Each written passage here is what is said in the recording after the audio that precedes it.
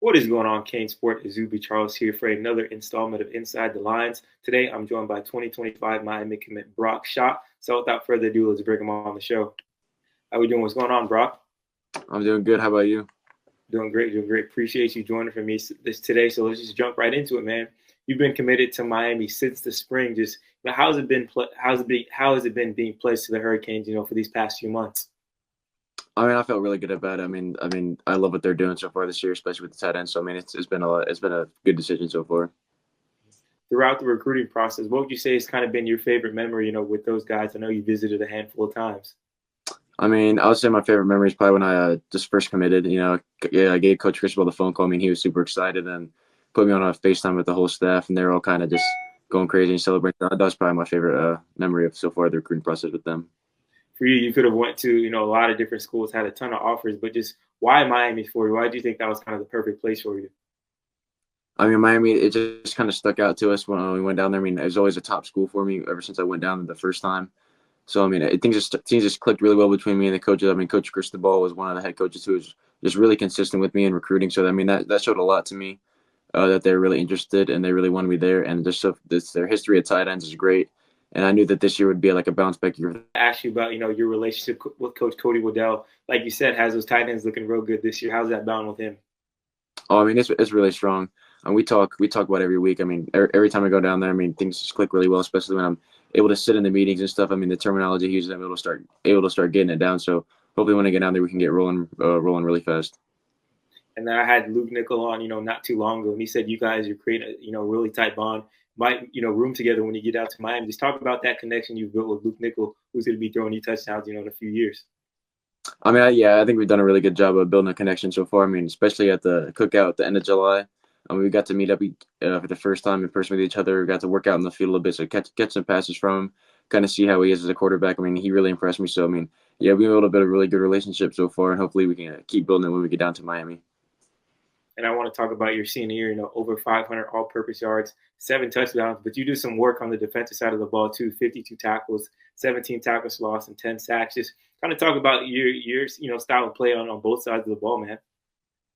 I just think I kind of take the mindset like I just gotta kind of do as much as I can to help the team. Anything I can do, offense, defense, special teams, like anything I can do to help the team. I'm gonna do it. Whatever the coach asks, whatever position I need to be in. I just really enjoy both sides of the ball. So football, anywhere they put me, I'll hopefully make an impact. And then you did make an impact, at your time at your high school. Have you ever thought about trying to ask the Miami coaches to play a little defense when you get down there? Yeah, I've joked kind of to Coach Waddell about it. He kind of shut it down. He doesn't want me even. He doesn't even want Coach Taylor like looking at me. So he knows it's there, but I think he's trying to shut it down. So we've joked about it before, yeah. And then with you, growing up, were there any tight ends that you watched, you kind of model your game after, even now? Yeah, I think a guy that I definitely model after now would be Sam Laporta.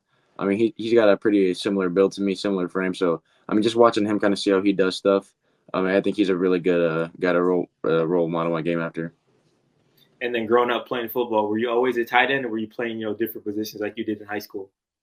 Growing up, it's usually kind of like in like younger middle school stuff. They kind of put the best guys at running back. So I played a lot of running back and quarterback throughout middle school when I was younger too. So yeah. I can definitely see that. One of the biggest things I noticed about your game is the yards after catch. So I can see that running back coming out. Just for you, growing up, when did you kind of realize like, hey, I can take this football thing really really far, and just kind of you were different from the other guys you're playing with? I think always kind of growing up. Throughout like youth football.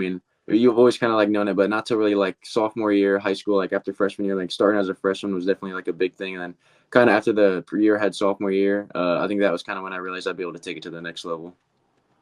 And I always like to ask guys this. Obviously, getting your first offer is always special. Just, what was it like for you, having a school, wanted to offer you, and just that whole moment for you? I remember my first offer is kind of right before a basketball practice right after school. The coach came in and he made me an offer. So that was definitely like one of the highlights of my life so far. It was super exciting for me. So it was a start to a really fun process. And then I always like to ask guys this kind of, what's your why? What, motivates you to be great? Those early workouts, those late nights in the gym, just what's your why? I think a big why for me kind of be like just growing up, like my dad, he always kind of pushed me So I'm just kind of push myself to try to be the best I can be for him and for all my coaches and for the rest of my family. Outside of football, who's Brock Schott? What are some things you like to do when you're not, dominated on the gridiron? I just like to chill with my friends, play some games. Me and my friends like to hang out. We like to play poker, just kind of sit around, stuff like that. So just hanging out with friends, pretty much really what I do if I'm not working out. Okay, poker. That's the first time I've heard someone say play poker. I know Chris Ewald says he likes to play a little chess, but poker is definitely a new one. Another Yeah. question I have for you, just for you, if someone asked, say, what are 3 words to describe Brock Schott the best? What are the 3 words you would use? I would say tough, gritty, and uh, hmm. I'll say I have a lot of perseverance too. Okay, I like those. Outside of football, any secret talents that you have, or something that you can do that may surprise people? Uh, no, not really, to be honest. Not I can't really think of anything right now. Okay. And then if you weren't playing football, kind of what career path or what sport you think you'd pursue at a high level?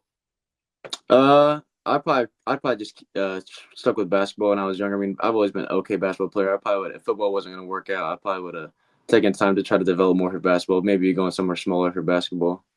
Okay, do you still hoop to this day? I hooped last year, but I'm not going to hoop this year because I'm early enrolling. I want to ask you about that, man. Obviously signing day is rapidly approaching. Just, how are you feeling? Knowing you'll be down there in Coral Gables in no time. It's definitely kind of creeping up really fast. I'm really excited though. I'm always gonna be a little bit nervous for like moving all the way down there, but I'm really excited to see what's in store for when I get down there. So I'm really pumped up.